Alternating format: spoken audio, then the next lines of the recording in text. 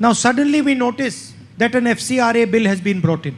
And what is interesting is there is only one organization that can get money from abroad. No other organization can get money from abroad except the RSS. किस तरह ये सरकार काम कर रही है तो लगातार ये हर संस्थाओं में नकल करने का काम कर रही है। ये FCRA अमेंडमेंट बिल पहले इंट्रोड्यूस हुआ था, इसीलिए आज सूची में आया है। मैंने कांग्रेस के वरिष्ठ नेताओं को कल भी बताया, आज भी बताया कि आज FCRA बिल जो लिस्टेड है वो कंसिडरेशन के लिए टेकअप नहीं किया जा रहा है। See, this government is prone to weaponizing the law. They have done it with the PMLA, which they selectively use against business establishments and political opponents. There is no transparency in the PMM CARES funds. There is no transparency in the electoral bonds. जो हमारे देश की संस्थाएं हैं, NGOs हैं, वो अपनी समाज की सेवा करते हुए जिस तरह से देश की तरक्की में अपना रोल अदा कर रही है, सरकार अकेले नहीं कर सकती। देखिए, FCRA सिर्फ किसी एक कम्युनिटी या किसी भी रिलीजियस माइनॉरिटी से संबंधित नहीं है, जैसा कि इसको बताया जा रहा है। Amendment of the new FCRA Bill 2026 presented in the Parliament, which gives us certain anxieties, the Christian communities. The bill is arbitrary, it is malafide, it is capricious. It does not measure on the touchstone of constitutionality. We will not allow to pass the bill at any cost. कि ऐसा ना हो कि देश की democracy और चुनाव तंत्र को खराब करने के लिए विदेशी ताकतें पैसे का इस्तेमाल ना शुरू कर दें। कितने रुपए की बात हो रही है? 7 करोड़ रुपए।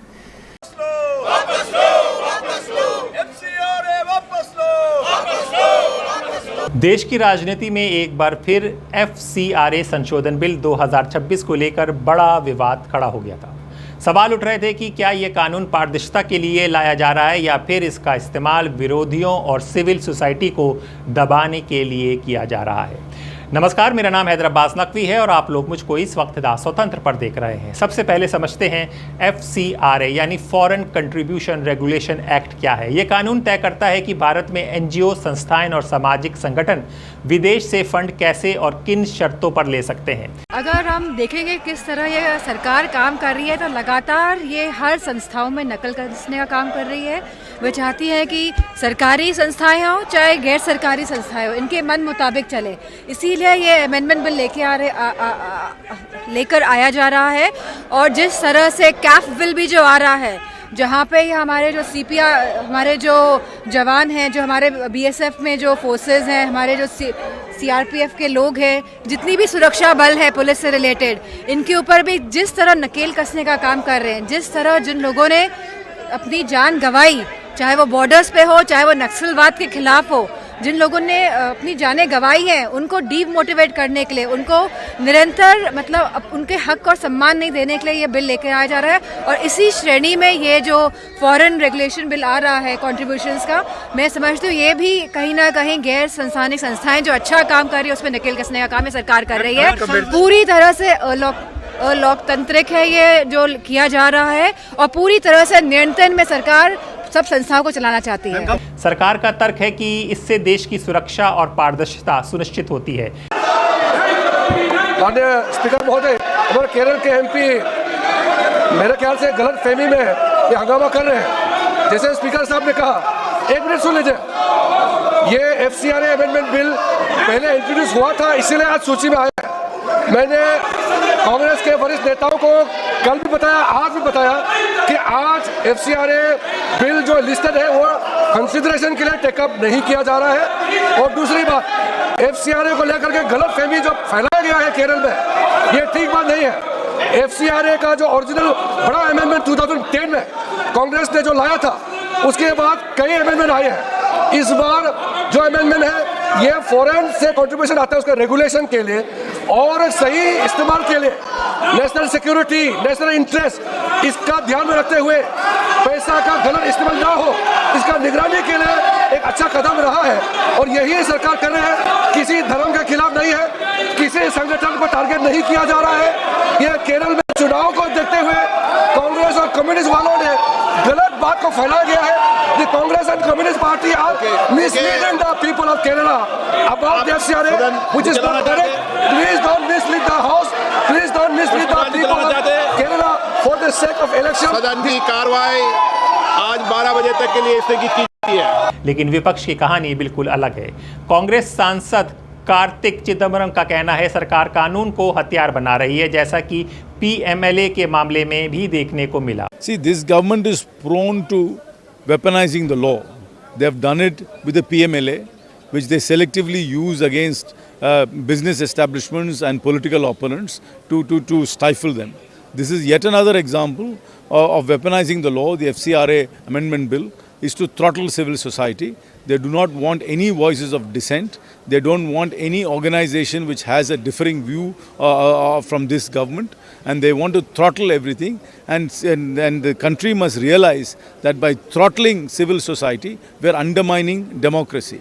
There is no transparency in the PMM CARES funds.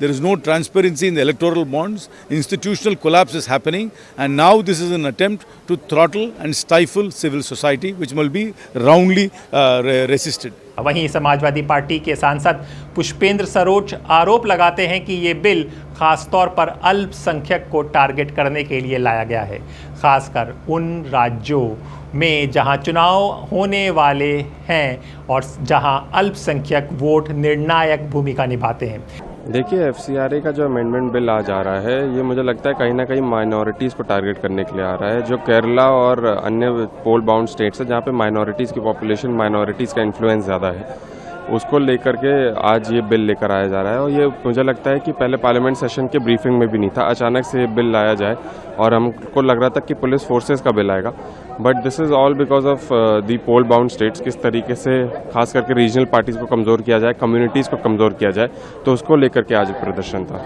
दरअसल इस बिल को ऐसे समय लाया गया था जब केरल समेत 5 राज्यों में चुनावी माहौल गर्म है। विरोध बढ़ने के बाद सरकार ने इसे फिलहाल टाल दिया है।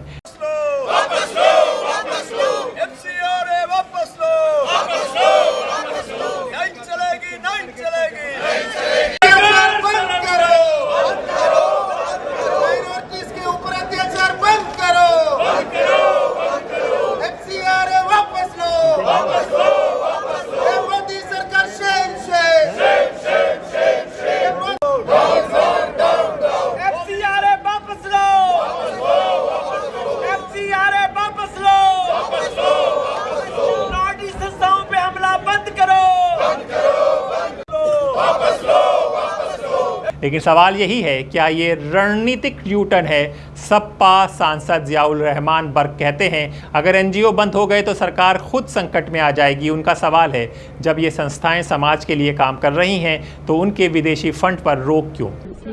हमारी समझ में नहीं आ रहा सरकार क्यों इस प्रकार की बात कर रही है। सरकार की करनी और करनी में फर्क क्यों है? अगर सरकार कह रही है कि हम ये विषय नहीं लेकर के आ रहे तो फिर लिस्टेड क्यों किया गया था?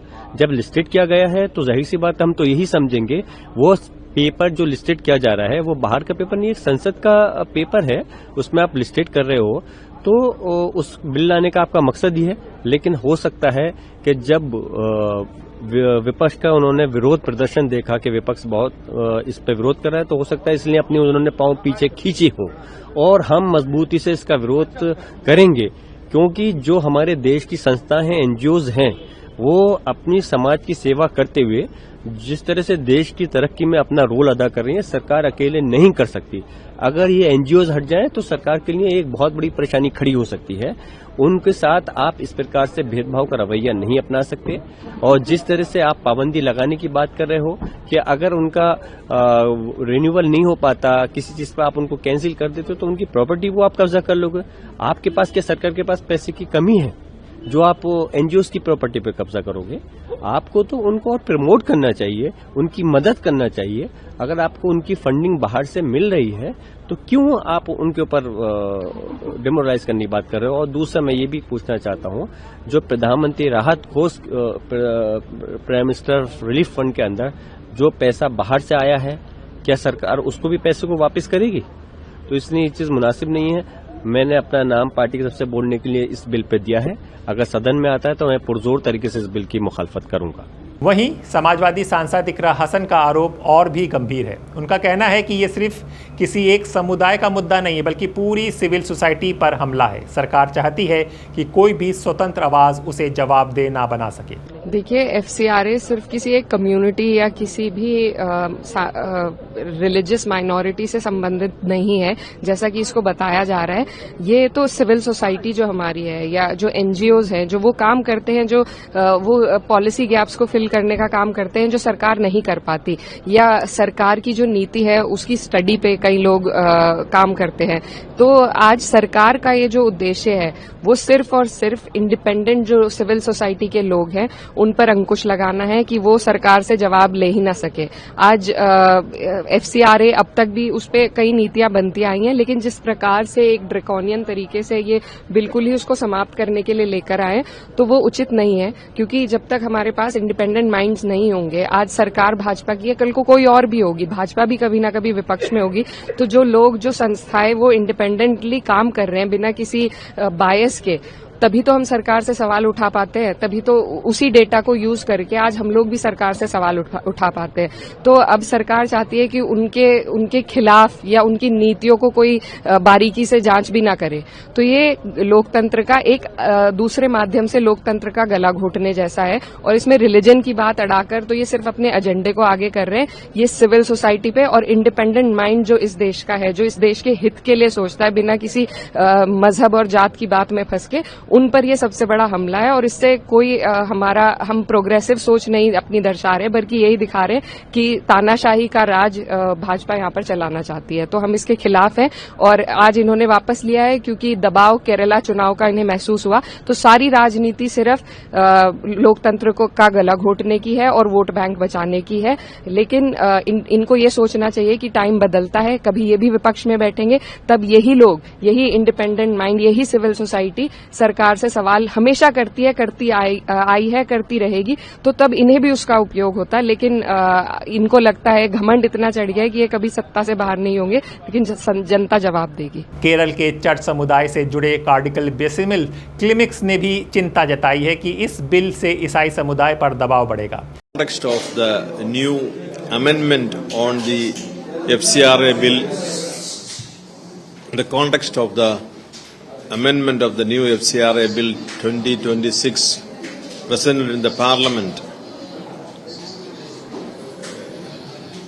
which gives us certain anxieties. The Christian communities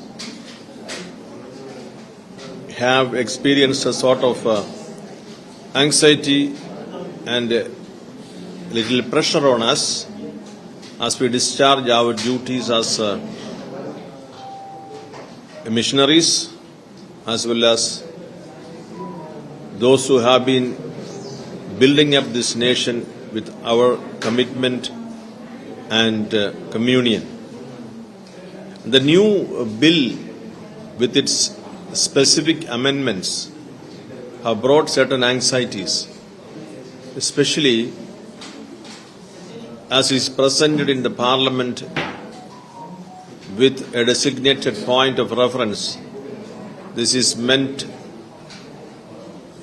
for those who are converting, for example. What's it all about? This is in continuation of the FCRA bill established in 1976, later amended in 2010, and then now 2026 as a recent amendment.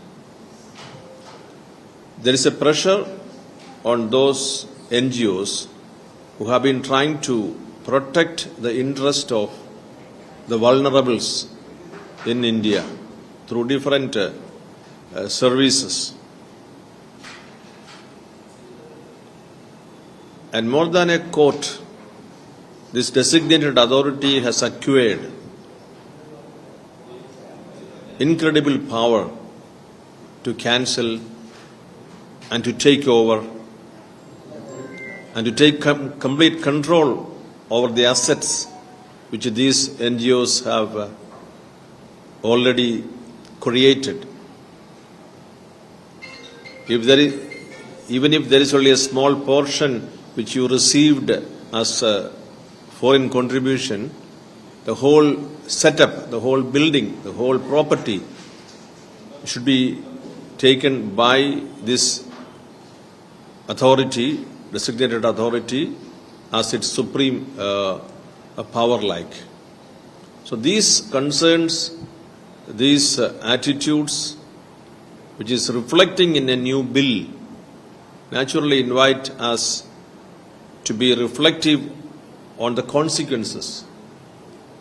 That is why all the churches, all the major political parties, of course the opposition parties, they raise their concerns. Congress के वरिष्ठ नेता मनीष तिवारी ने तो इसे सीधे सीधे संविधान के अनुच्छेद 14, 19 और 21 का उल्लंघन बताया है। उनका कहना है कि ये कानून मनमाना और दुर्भावनापूर्ण है। FCRA amendment bill was introduced. I had opposed it on the first principles of constitutionalism. The bill is arbitrary. It is mala fide. It is capricious. It does not measure on the touchstone of constitutionality. It offends Article 14, Article 19, Article 21, Article 300A of the Constitution of India, and therefore it needs to be very strongly opposed. वहीं दूसरी तरफ सरकार का पक्ष भी साफ है। केंद्रीय मंत्री किरण रिजिजू का कहना है कि विपक्ष के आरोपों पर नहीं बल्कि हकीकत पर ध्यान देना चाहिए। सरकार नियमों के तहत काम करती है और कानून भी उसी आधार पर लाती है। अरे ये कोई राजनीतिक मुद्दा नहीं है।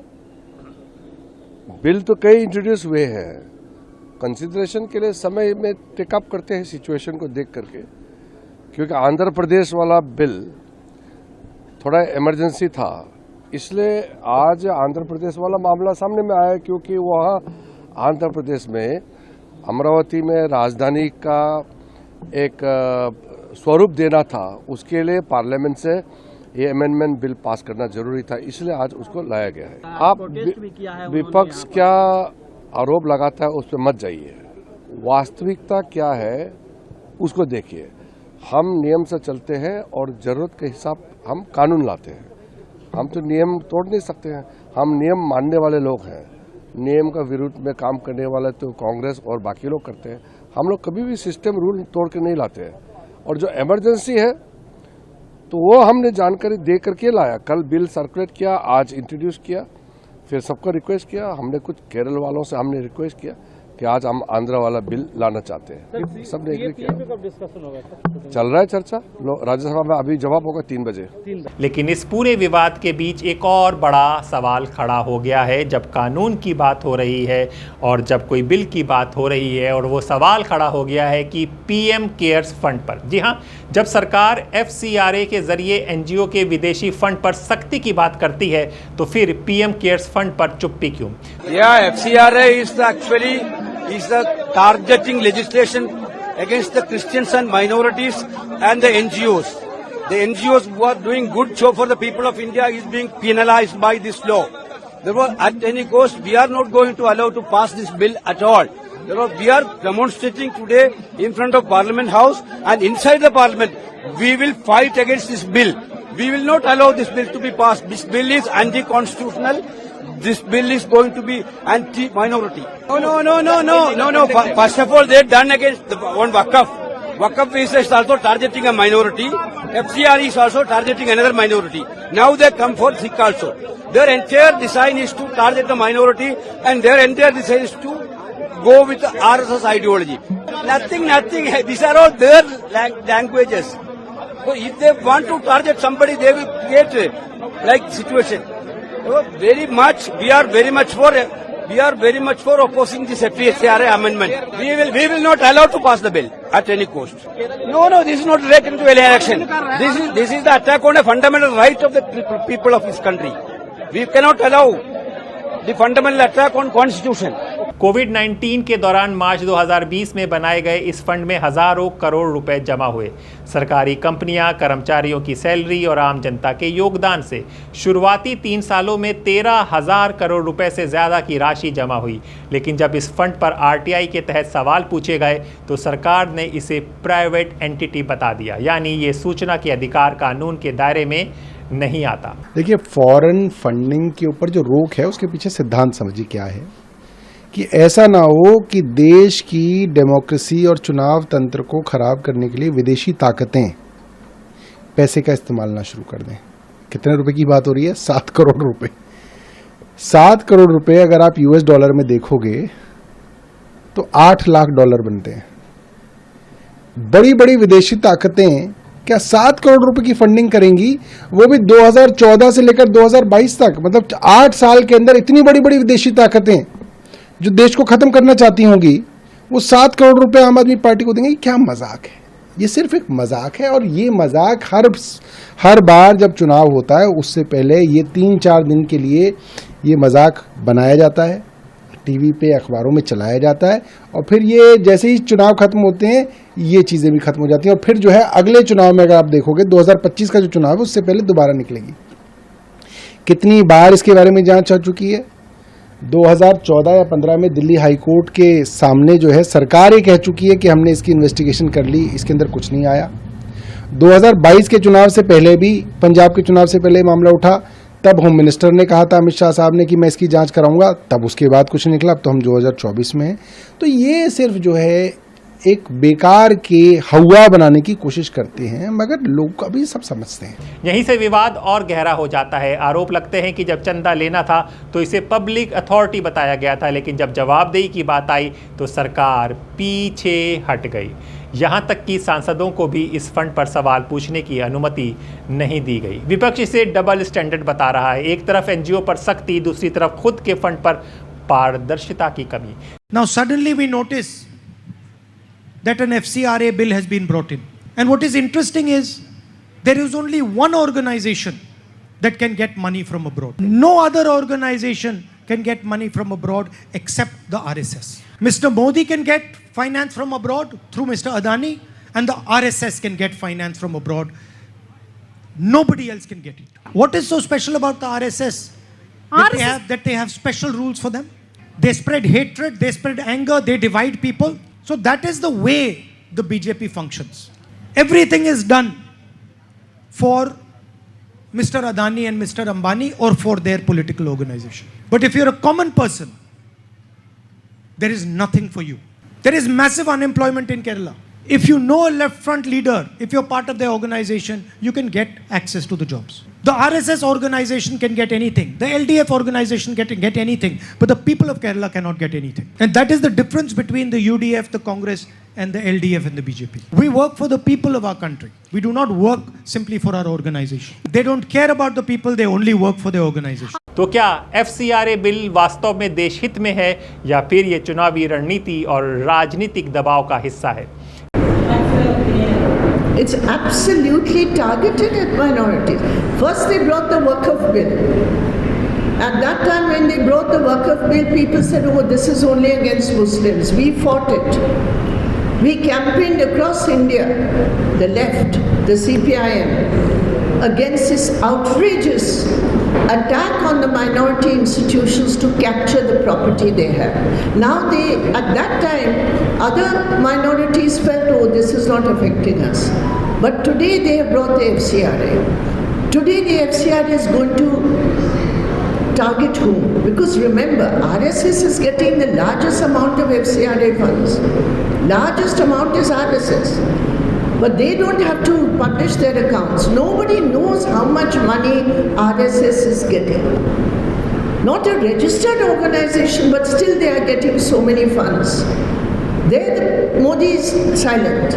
He's used his majority to target the property in institutions held by the Christians, because the RSS agenda is that this money is used for conversions. Not today. For decades the RSS has targeted FCRA to Christian institutions. And now Modi has used his majority in parliament to bring a draconian bill. Why is it draconian? Designated authority is decided by central government. Whether they get a license or not is decided by designated authority. Whether the license is to be cancelled is decided by them. And once the license is cancelled, they can take over the property. they can take over the entire institution. So this is a way of blackmailing the church. It is a way of blackmailing the community. Either you fall in line with us or we will take over your institution. That is the shame of this Modi government, using its majority to target communities and welfare. क्या ये चुनाव सुरक्षा और पारदर्शिता के लिए है या फिर असहमति की आवाज़ों को नियंत्रित करने का जरिया है? इन सवालों के जवाब फिलहाल अधूरे हैं, लेकिन इतना तय है कि FCRA बनाम PM केयर्स की ये बहस आने वाले चुनाव में बड़ा मुद्दा बनने वाली है। तो क्या होगा, कैसे होगा, कौन नायक बनेगा और कौन खलनायक, आपको द स्वतंत्र पर बताया जाएगा। नमस्कार।